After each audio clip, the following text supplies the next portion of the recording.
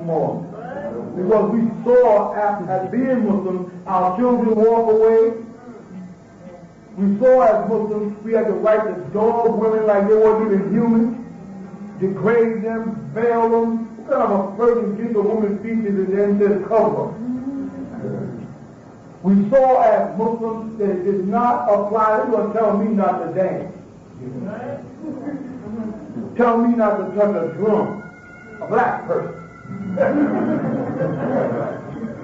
Them they ain't gonna tell me how to live my life like a desert Arab. Islam does not work. And if it did work, Farrakhan would not be over there begging up money.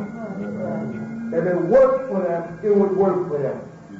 If it worked for more Science Temple, they wouldn't be one of the poorest Muslim groups in the country. And you understand what I'm saying? And the only reason why it appeared to work for the Ansar Allah community, because we were Nubian Islamic Hebrews, we wasn't conventional, so Jews gave us a lot of leeway in New York. Because of that word Hebrew and that Jewish star, we used to throw people off. But the Sunnis, they had a storefront mosque from the time we started to the time we ended, and they still got a storefront mosque. The Muslim Islam is still written, lodge, and painting windows of starburst. I mean, called University of Islam, ain't got one real university anywhere. Islam keeps you down, whether you want to believe it or not. It takes years to realize it enslaved women. Tells men we can have as many wives as we want, basically, because it says 4 or as many as you can view.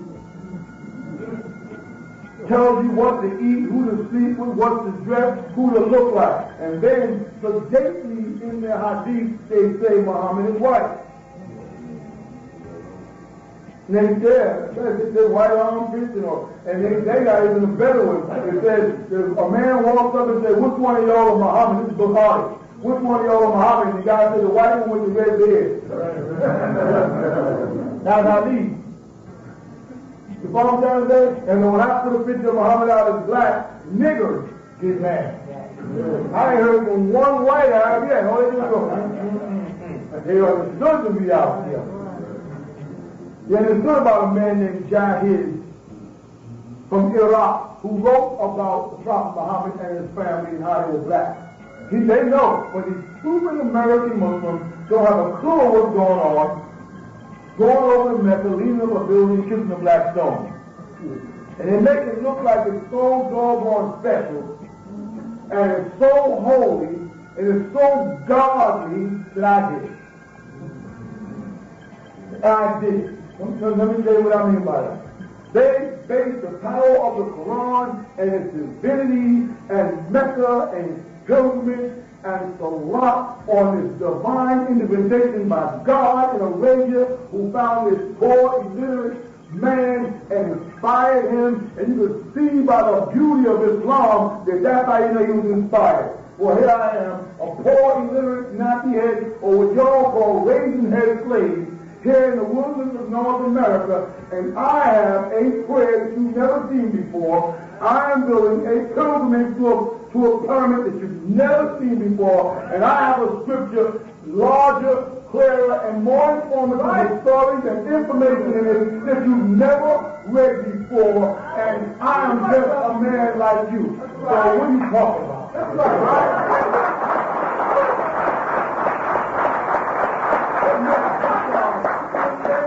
Islam so special because there's a heart. Well, we got a heart. It's called Malachi. That's right. Because you don't have Salah, we got a Salah. It's called Asaru.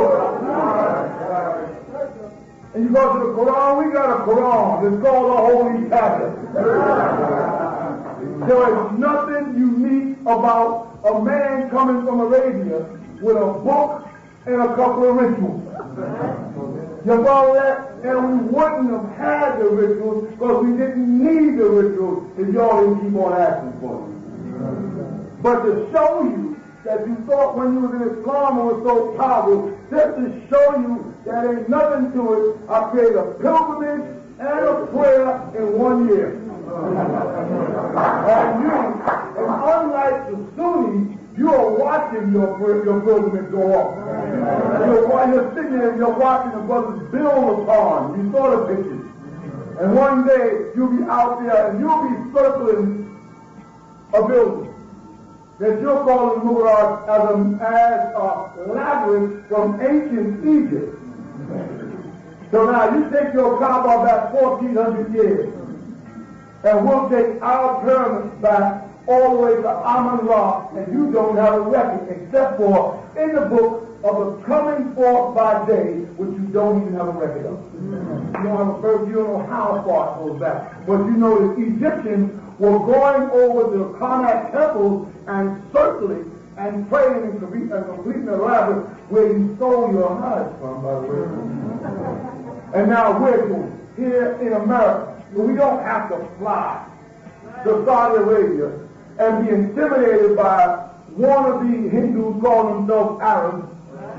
And tell us, you read the story of Malcolm X going to Mecca. And he's talking about the white man, and the white man being the devil. He never even stopped to think of the abuse he got when he got to Jeddah. That they made him sit in the airport, spend the night out in another hole, wouldn't let him go into Mecca after they knew who he was before he got there.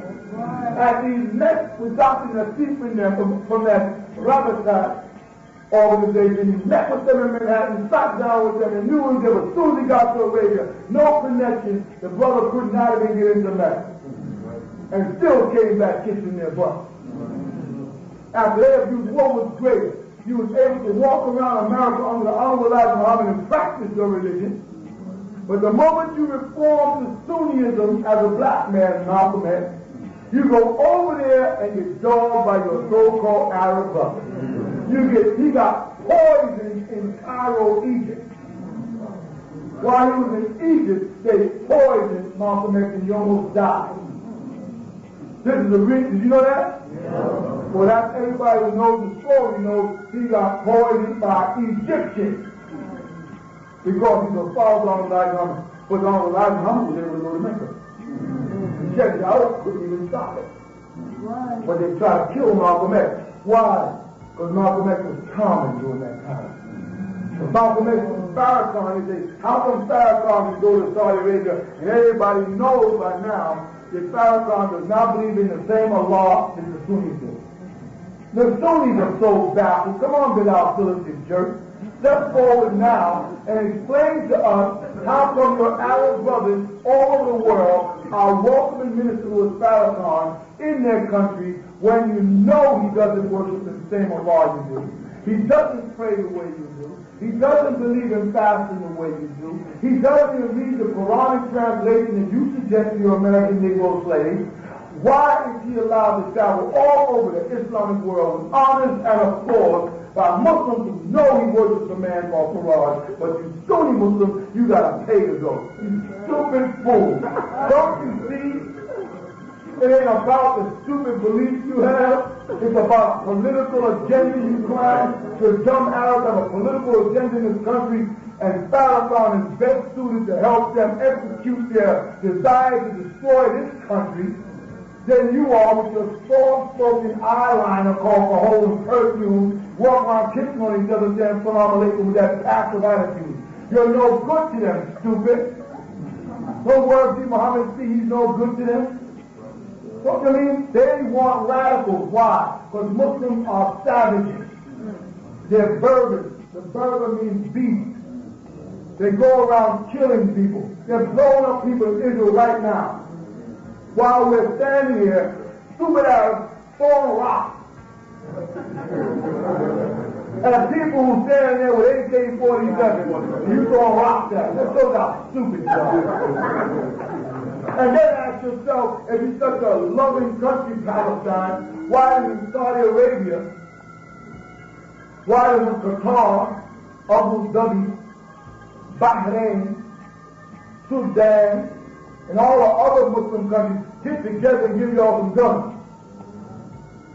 Why are y'all throwing rocks in the public eye worldwide? Everybody sees you being abused, and not one Muslim country will come to your aid if what you're fighting for is true.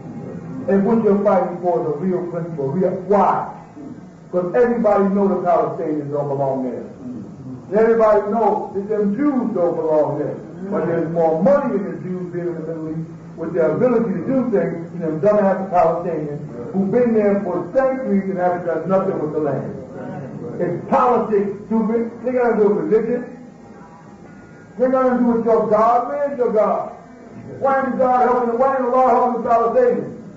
Why did the Lord help them beat them poor souls who died, got burnt to death in Texas? I've been to Mount Arafat. It's hot enough up there without somebody setting you on fire. Or unless you admit it, that all those Muslims that burned in those tents were demons. And they were evil people. And if you do, you got to explain how they get in Mecca. And if they were righteous people, why did the Lord let them burn to death?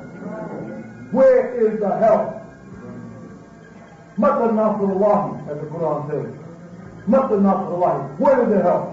You don't have no help because you're intimately with the mythological religion. It has its roots in moon worship.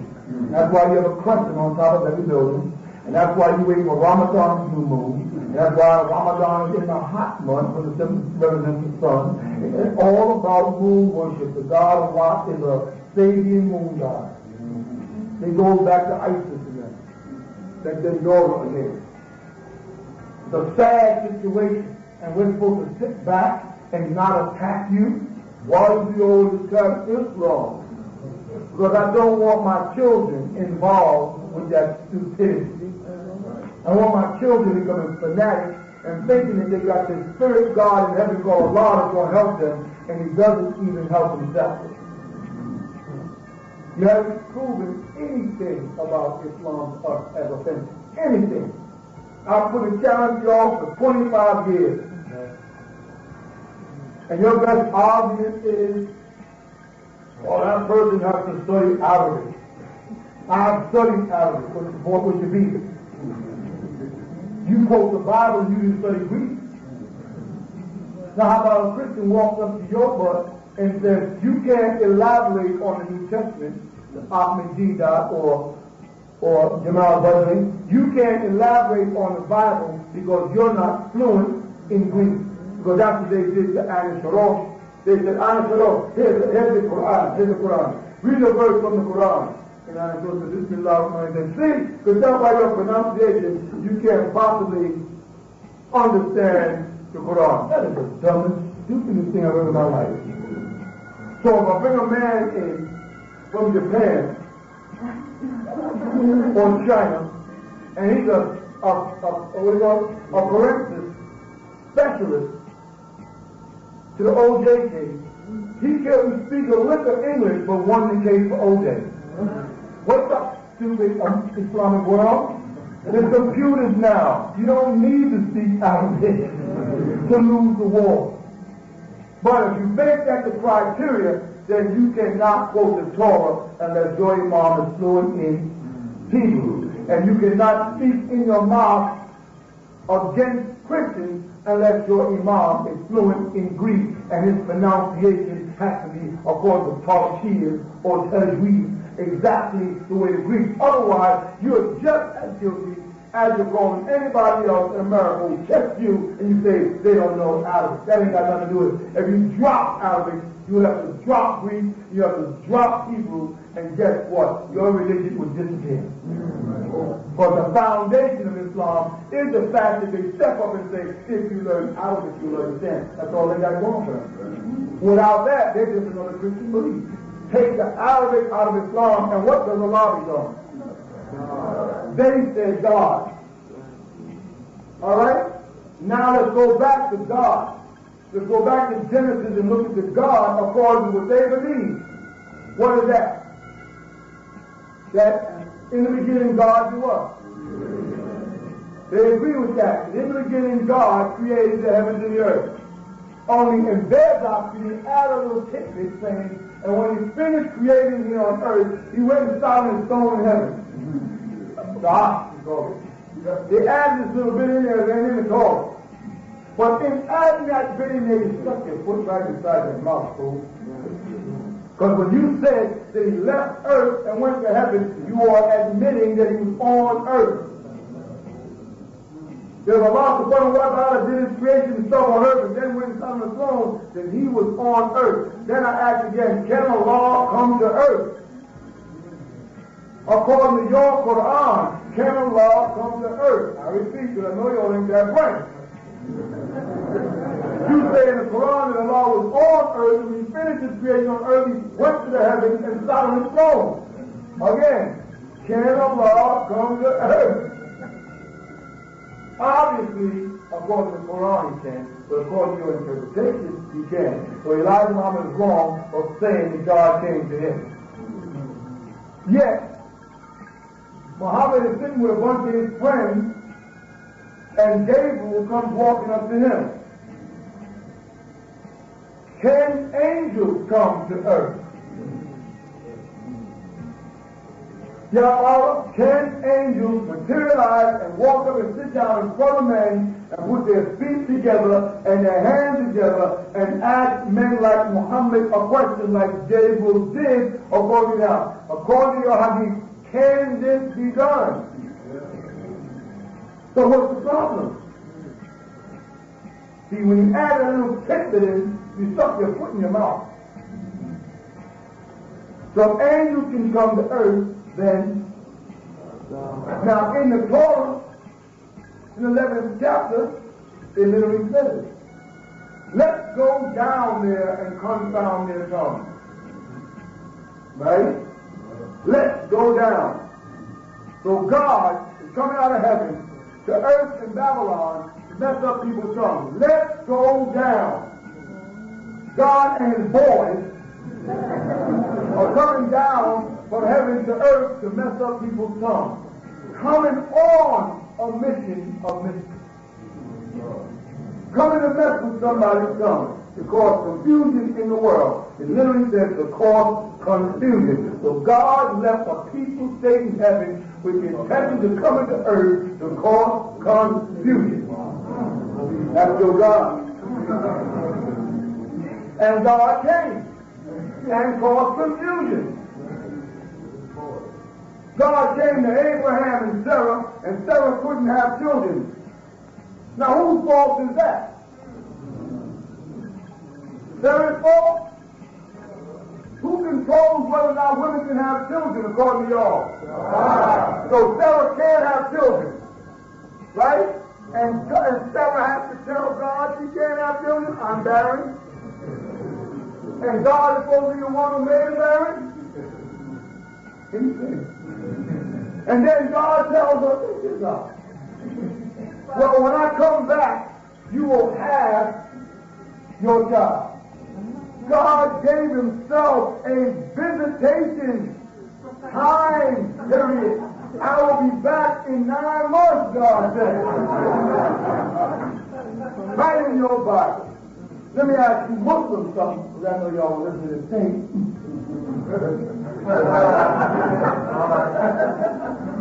Is this part of the Torah tampered with? You know what I mean by that? See, whenever you deal with a Muslim, whenever you get them about the Bible, and you get them stuck, oh, that's tampered with. But when they want to quote from the Bible, like the Comforter, and say the Comforter is Muhammad, then it's not tampered with. And you say, okay, then let me ask you again about the Comforter and the book of St. John. Are y'all saying that that part of the book of St. John is true because of the Paraclete being the Ahmed and that is Muhammad? Yes. Then your hadith has got to go. But he said he would not speak of himself. Only that which he hears shall he speak. So there shouldn't be no, where Muhammad says, 2 things I left you, the Quran and my Sunnah. And I'll take you all the way back to Brooklyn as he lost Isa. And I'll repeat again. Muhammad didn't leave me no Quran. The Quran was Allah's book when I was a Muslim fool. Muhammad couldn't leave me Allah's book. Allah revealed the Quran to my soul, not to his. Wake up. See? And if you believe in St. John, then you don't believe in Hadith. And if you believe in Hadith, then you don't believe in St. John. Get this together.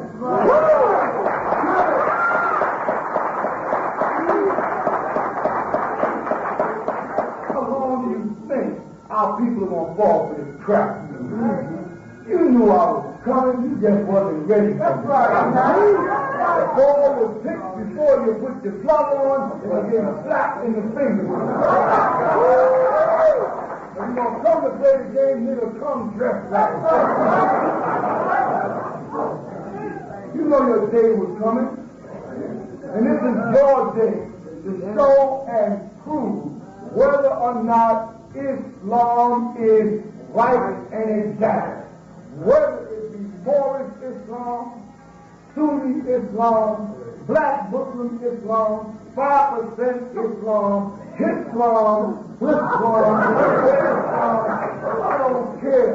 If it's not right, it's got to go.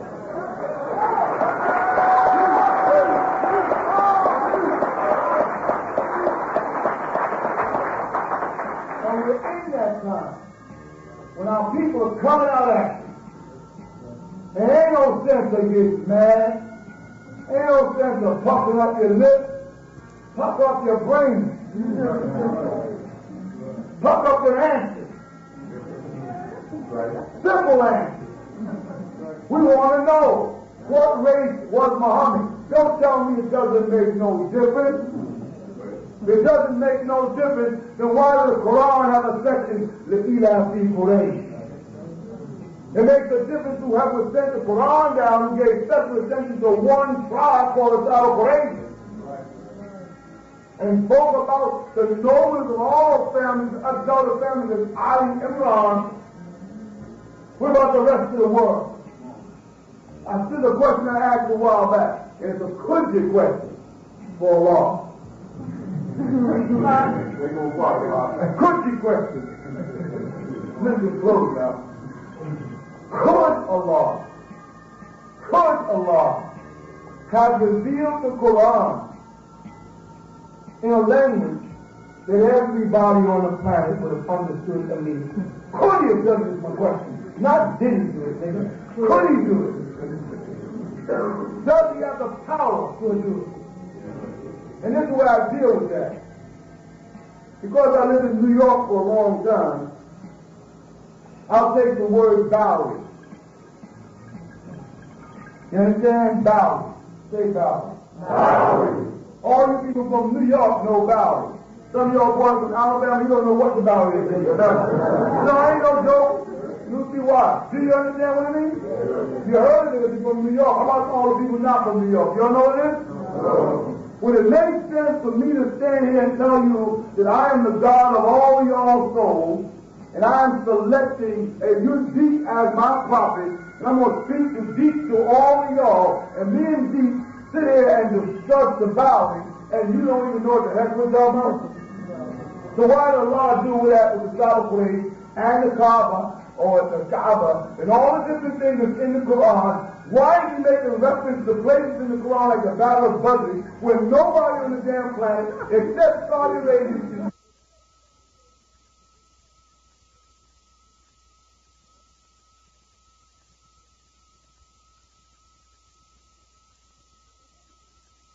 The places like the Battle of Uhud, which is a mountain region in Saudi Arabia that most of y'all have no idea where it's at. How could a God be that narrow-minded as to not recognize that he was sending a message to the whole world and that he should talk in a language that everybody could understand? Because seeing he spoke in Hebrew, the Jews took it and said, we are chosen. Why did he reveal it to you in the Quraysh dialect, in Muhammad's own tongue, it says in the Quran? Not even in his, not even in Allah's tongue. Why? Who's talking? Listen to me. Surah Al-Fatiha. Alhamdulillahi Rabbil Alameen. What does that just say? Okay, all praise is due to Allah Rabbil Alameen, Lord, sustainer of all the world. Who the heck is talking? If this is supposed to be a direct revelation from Allah, why is it talking in the third person? Why does not all praises be to me?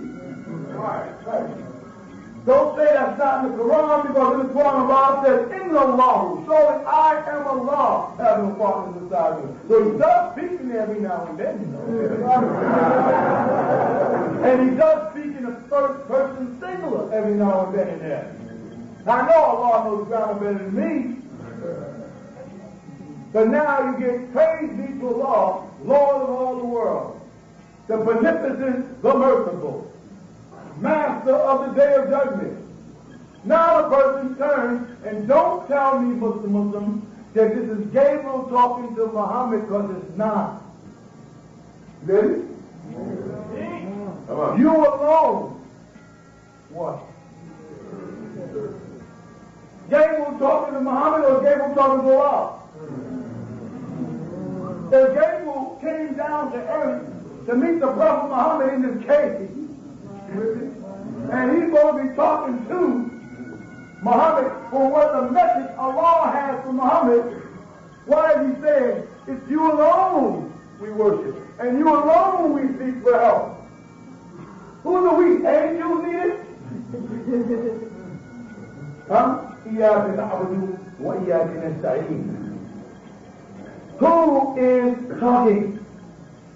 It's not Muhammad. It's supposed to be Gabriel. Gabriel saying, we need help.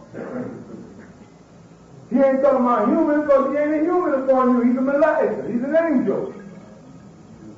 Then he says, أَدِنَا الصِّرَاطَ الْمُسْتَقِيمَ. Guide and deny.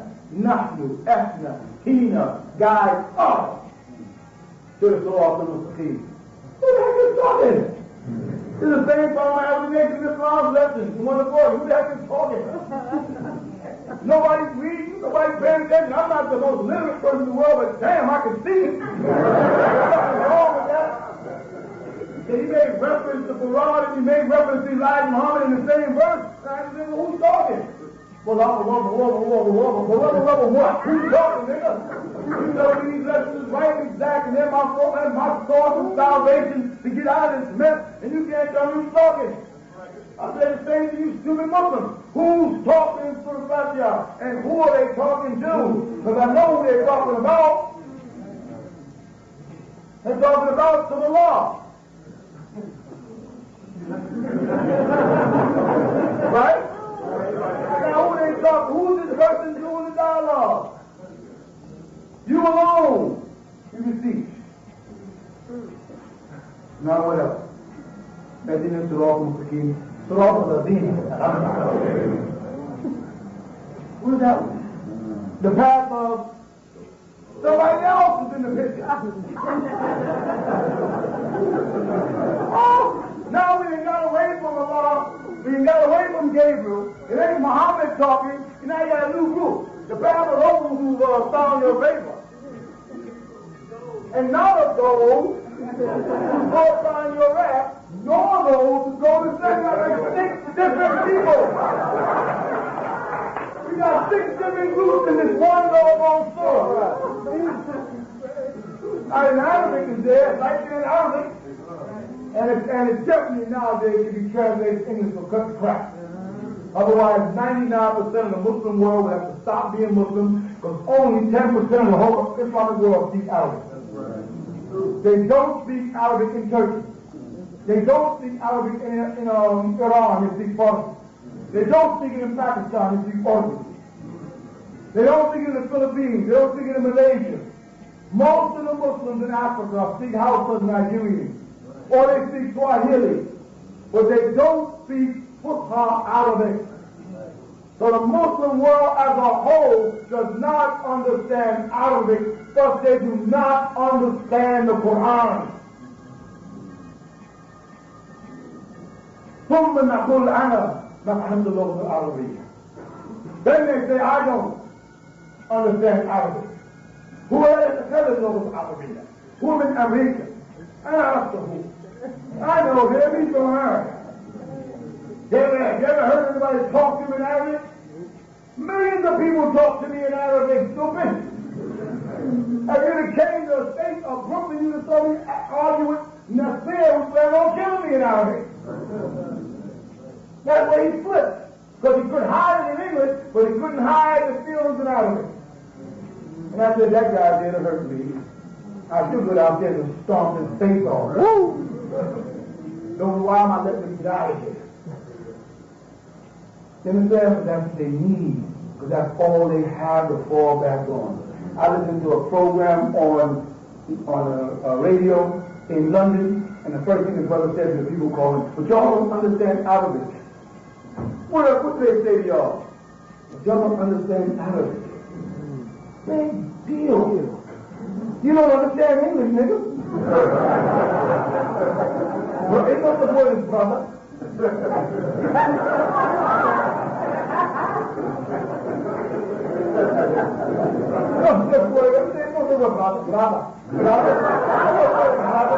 Brother is about as clear as we say an hour. When I say hour, you can continue to say brother or brother. No God with Allah. There's one that thing is done. That's not even good German, good. But it's all right for you to punch back at unknowing Christians and Israelites on the basis of a book that was revealed 1,400 years ago. You understand? And they say to me from that book that Jesus was a Muslim. And I say to you, without that book, show me one verse in the New Testament where Jesus says, I am a Muslim. Show me one verse in the Old Testament where Moses or Abraham or Ishmael or Isaac or Lot or any of them say, I am a Muslim. You can't show it to me. Now you can pick up the Quran, a 1,400-year-old book, a book that was written after someone read someone else's book. I can look at the movie Star Wars and then write my own Star Wars, but how about creating a Star Wars? One thing when the movie Star Wars is already out, and then I go and do a form of the Star Wars and take the characters out of Star Wars and alter the characters around and give them a little, take it, tweak up their name and say, no, it's not Akana or Enoch, it's Idris. It's not Hakatan, it's El Shaitan. I said, I could do that and switch it over. Why wasn't there anything recorded in the Quran that is unique? There is nothing in there that's unique. Not even the title unique. Ikhlas is a Hebrew word. The whole concept of Surah Ikhlas. قُلْ هُوَ اللَّهُ أَحَدٌ اللَّهُ الصَّمَدُ لَمْ يَلِدْ وَلَمْ يُولَدْ وَلَمْ يَكُنْ لَهُ كُفُوًا أَحَدٌ. It's right out of Deuteronomy chapter 6. Ya Shema Yisrael, Adonai Elohim, Adonai Ahad. The Hebrew. The same doggone with sentence. Back up, fool. This is too late in the game to be listening to that.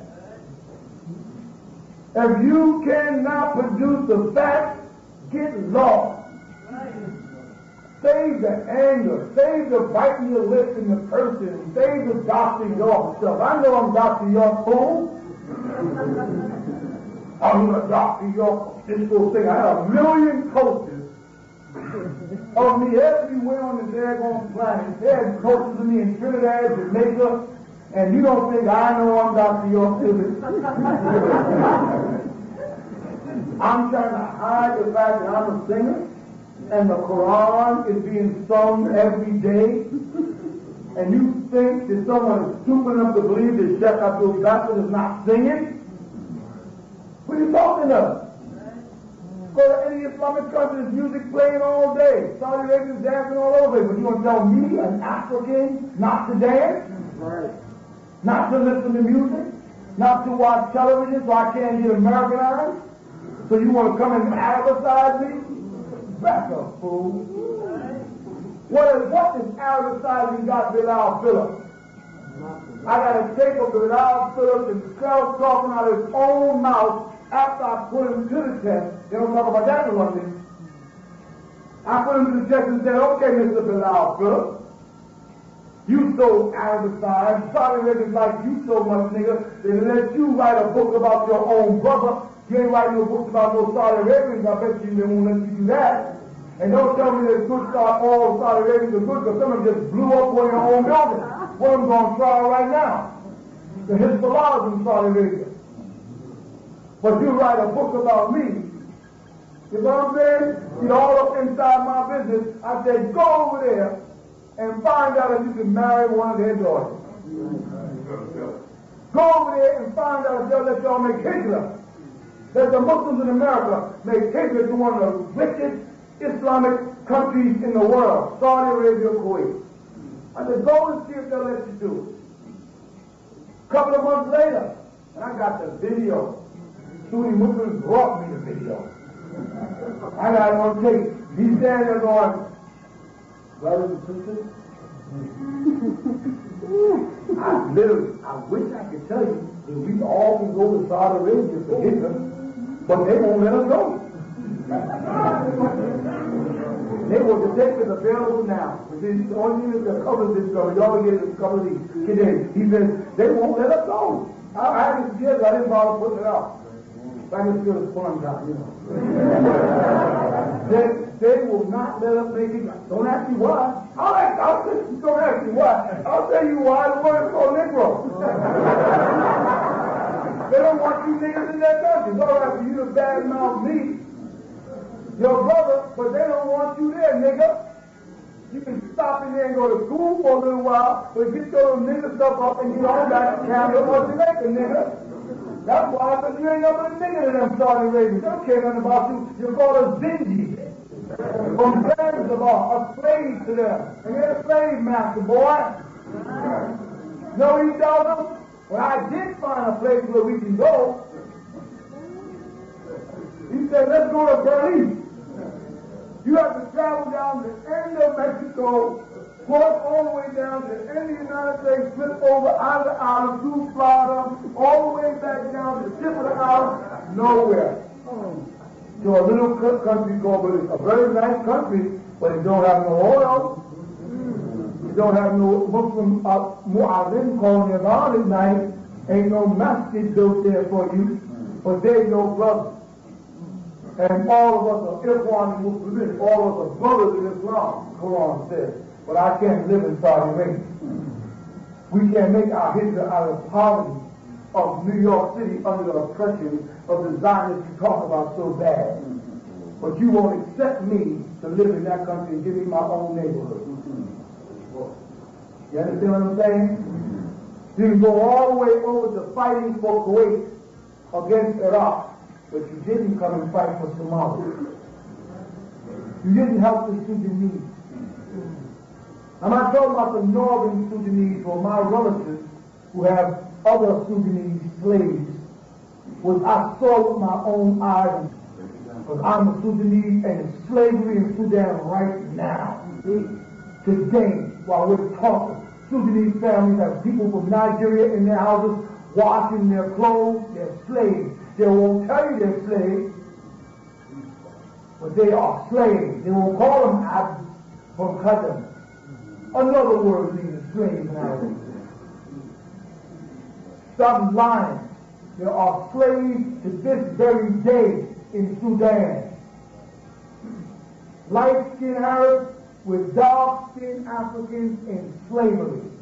In Mauritania, slavery. In Morocco, slavery. In Egypt, slavery. In Algeria, slavery. In Tunis, slavery. In Libya, slavery. And you know you saw it with your own eyes. In Saudi Arabia, slavery. To this day, blacks are held as slaves in all the Islamic countries. There ain't no one slave master. They are slaves now. I lived in their country. When I was in Mecca, and I went to Riyadh, and I stopped there, I saw the people coming out to serve the tea, and Wallace B. Marvin, you know you saw it. Farrakhan, you know you saw it. There are black people coming out to serve the tea. If you ever stop and say, why only black people are serving us? You understand what I'm saying? When you go to Morocco, 90%, I'll say 75% of Morocco is black. and they're being oppressed. Now let's look and raise our eyes up and look at the Islamic world, and look at the Islamic world in every country, and now look at their skin color. See how many of them are real Moors. You follow? Now I can understand in Saudi Arabia, where Saudi Arabians look like Saudi Arabian rulership. I'll give you that. You call yourself Asiatic, I'll give you that. But when we cross over into Africa, you understand? I gotta look at the assassination of Anwar Sadat, who looked like George Jefferson, and be replaced with Hosni Mubarak, a Turk, a white-skinned man. You follow that? Libya, the Battle of Algiers, the invasion of Morocco, and all the black-skinned Moors throughout the Islamic world have been conquered, but first they were conquered by religion. First they converted them to Islam, and then they slowly but surely sent in what they call ulama. Learned men who were always light-skinned. And they start off by telling them, there's no racism in Islam, brother. When I listened to that program from London, the white guy, Abu Musa, did all the talking. He had all the opinions. And then when the brother said, well, you know, the guy who runs the show, you know, why are you doing all the talking? He said, oh, I'll let one of them talk. Oh, I'll let one of them talk. One of them up. You mean another raisin-head slave, which is what Muhammad called black people according to you. But Muhammad didn't write the hadith. So find out who wrote the hadith, and you'll find out who called black a raisin-head slave. You see that? I'll let them speak. Go to Manhattan. I mean Manhattan. And you will find in Manhattan, the imam of the mosque was always, they couldn't wait to get checked out of State Street. And the moment they did, a Hafiz Mahbub, some Pakistani, runs in and takes over. You follow that? That's the game they play. They'll wait to see, because the Honorable Elijah Muhammad raised a great nation. If you look at the tape, in 1994 of Savior's Day, you see thousands of people, sisters dressed in white. Brothers are fired up with energy and love. They knew he was old. They wasn't sure if that was him because he was far away. We know the real story. But the bottom line is the zeal, the energy, and the black and the power was in that room there. You know what I mean? But on the podium, there was white Arabs sitting there. I was filming. And the moment the Honorable Elijah Muhammad was out, the bishop, who they put in office? And what did Word B. Muhammad do? They all, like a black sheep, take all of them and deliver them into the hands of the Arabs. And now, where is the nation of Islam? Farrakhan cannot raise it. The energy is gone. The power is gone. The blackness is gone. Even he has to be cautious what he says. Otherwise, his white Arab overseer, Gaddafi, won't give him that money, honey. He has to be careful with his blackness, or he won't get that $1 billion. So you're still under the thumb of an Arab slave master. And if you tell me Master Prophet Muhammad came from Arabia, and you're calling him master, and it was Arabians that put us in slaves, and there was our slave masters, the Master Prophet Muhammad is your master, and you're still a slave under a slave master. But you couldn't acknowledge Noble Charlie, a dark-skinned man. Couldn't acknowledge Sheikh Dawood, a dark-skinned man. Couldn't acknowledge Marcus Garvey or Duke Ali. No, you had to wait until you got a lily white man then get to have the audacity to get mad at this little black man who gets mad for the fact that I'm tired of looking at white to high yellow leaders dictating to me. Look at the man who found the shrine of the Black Madonna. You got to look 3 times to see if he's black. I don't care, he might be a wonderful person, beautiful, but he's what?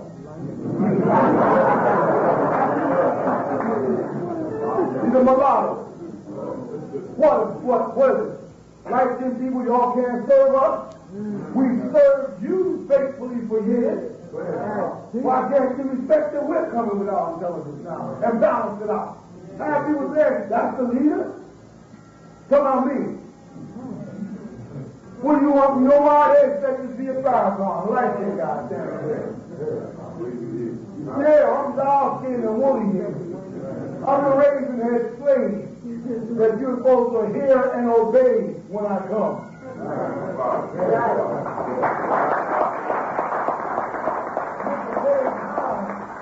It's the same time that we ask the question, tell me why I should be Shabbat.